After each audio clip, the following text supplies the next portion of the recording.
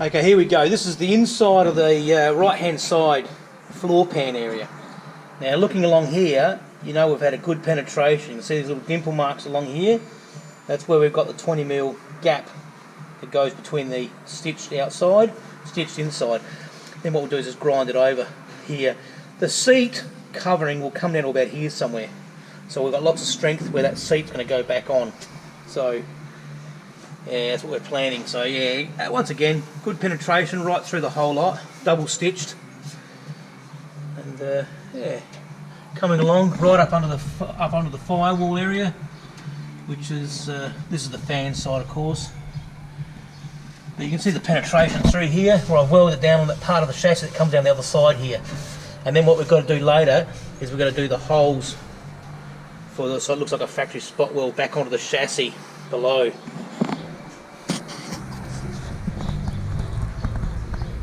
Okay, this is it now. We're just giving it a bit of a grind over. Now all these joints will be seam sealed anyway, but what we'll do is we'll give it a prime with some Weld-Tree primer.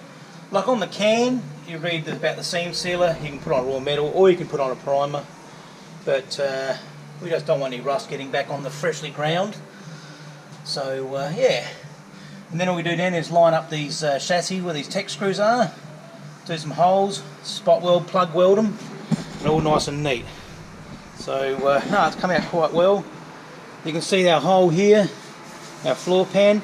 Our seat will come down to about here somewhere, so there's plenty of strength in that. And yeah. Okay, what we've done now, we're just given it a Weld-Tree zinc primer over the top of the welds and grinds, just to keep any nasty old moisture out of it. Under the floor pan is where we actually use that rust neutralizer, and then we also straighten out a bit of the chassis, not the chassis, but the floor pan down through here, and there's a bit of a knock there. So now what we've done now is we've got this part here would actually come out of the original floor pan in the cutouts, so now that's going to go down to this part here. So that will there, I've cut it now, so that will take over that part there, like that.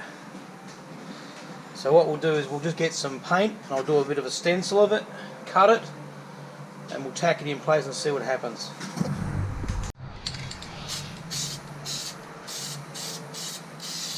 Yeah, you're just trying to be too technical, aren't you? Yeah, we're going to make a bit of a stencil with it now.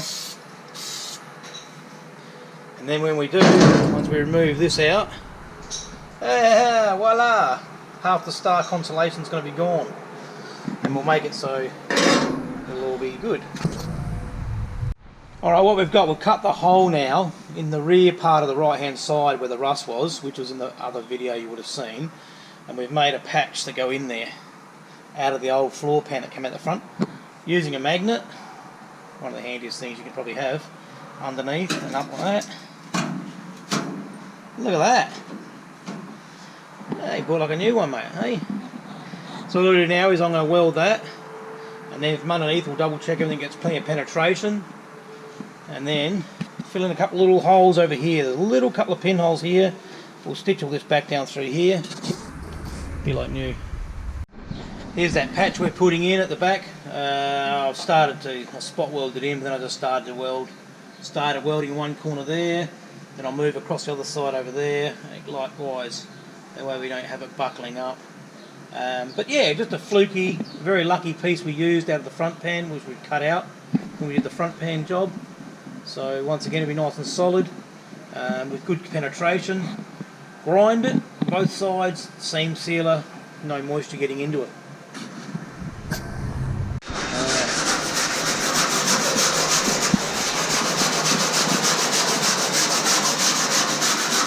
Just removing all the little grinding files out of there. So they can't rust afterwards.